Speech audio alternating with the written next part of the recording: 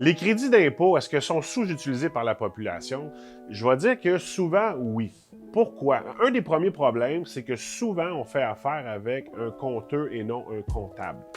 Malgré que de moins en moins de CPA veulent faire des rapports d'impôt pour les individus. Il y a des gens qui vont faire des rapports d'impôt qui vont oublier certaines choses, certaines déductions. C'est important. C'est pas cher mon rapport d'impôt. Ça ne veut pas dire nécessairement que la personne va bien le faire. Pas cher, il n'y a pas le temps. Ultimement, tout le monde travaille à l'heure, il y a 24 heures dans une journée.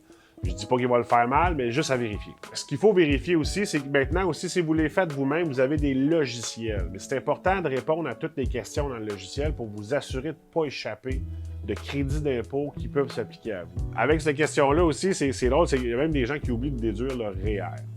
On a placé des REER, on n'a pas vu le relevé, il est tombé en dessous de la chaise. Le fisc le sait. Le fisc, il va te rappeler si tu as oublié de déclarer un revenu pour t'imposer dessus, c'est pas un problème. Lui, il a ton relevé REER, il le reçoit, là. Puis si tu ne l'utilises pas, lui, il se pose pas la question. Il ne dit pas, hey, tu avais un relevé REER, tu peux déduire tes revenus, pourquoi tu ne l'as pas fait? Lui, il se dit, ben, tu l'as gardé pour une autre année. Il y a des affaires de même à vérifier, des affaires qui sont assez simples.